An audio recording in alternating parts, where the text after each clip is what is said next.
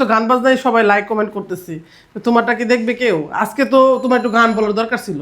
না না, সবাই আমার ভিডিও কোরআন তেলাওয়াতের ভিডিওই দেখবে। তাই হ্যালো গাইস, আসসালামু আলাইকুম। তো আজকে 16ই ডিসেম্বর, তো সবাই তো গান বাজনা করতেছে, অনেকেই অনেক কিছু করতেছে। তো মাহিন তো যায় নাই, অনেকেই মানে মেলা কিছু করতেছে, যেটা দেখলাম আমি এই ফেসবুকের মাধ্যমে বা টিকটকের মাধ্যমে অনেক কিছুই দেখলাম। তো মাহিন, তুমি আজকে একটা গান বলো, কি কারণে এই হুজুর মানুষের দেখি গান বলতে পারে কিনা। তো মাহিন একটা গান বলো তো দেখি। আল্লাহ, ছি ছি আন্টি, এগুলো কি কথা বলতেছেন আপনি? তো গান বলতে পারবে না? না। এই এই যে মানুষ তো দেশকে প্রেজেন্টেশন করার জন্য মানুষ গান বাজনা করতেছে, অনেক কিছু করতেছে, আদৌ কি এটা ঠিক? এটা কি আসলে ইসলামে কি হারাম না হালাল? এটা আপনারা বলবেন, কমেন্টস করে জানাবেন।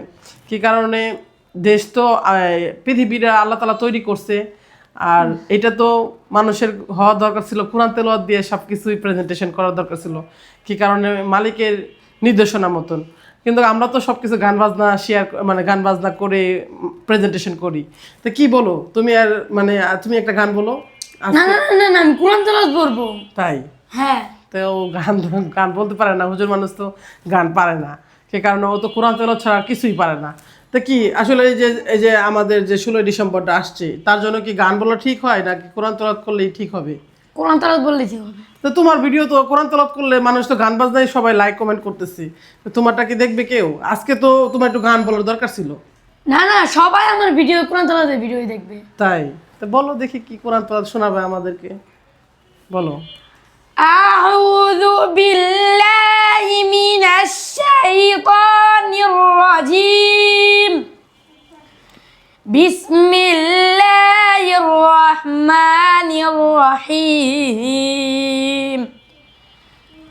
وكذبوا بآياتنا كذابا وكل شيء أحصيناه كتابا فذوقوا فلن نزيدكم إلا عذابا إن للمتقين مفازا حدائق وأعنابا وكواعب أترابا صدق الله العظيم।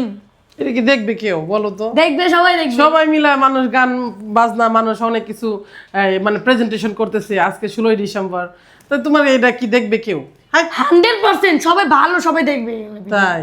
হ্যাঁ। তাহলে কতটা কনফিডেন্স নিয়ে বলতেছে। তো অবশ্যই মাহিনের কনফিডেন্সটা আপনারা অবশ্যই মানে খোদায় দেখবেন।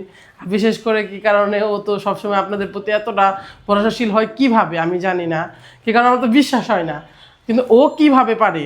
আর বিশেষ করে অনেকেই কিন্তু আমাকে নিয়ে অনেক কিছুই বলতেছেন যে মাহিনকে নিয়ে আমি ব্যবসা করতেছি। আদৌ কিন্তু না জেনে কাউকে কোনো কুমন্তব্য করবেন না। আমার এই বাচ্চাটাকে আমি মাদ্রাসায় দিছি, এটা আমার আমার ওর প্রাপ্য অধিকার ছিল, সেটা আমার বাবা মা আমাকে মাদ্রাসায় দেয় না, আমি ভণ্ডামি করতেছি, এটা আমার ব্যাপার। কিন্তু ওকে তো আমি ভালো রাস্তায় পরিচালনা করতেছি, এটা অবশ্যই আপনারা জানাবেন আর মতামত দিবেন যে আদৌ কি আমি ঠিক করলাম না ভালো মানে খারাপ করলাম। কি কারণ আমি খারাপ হতে পারি, আমার সন্তান না।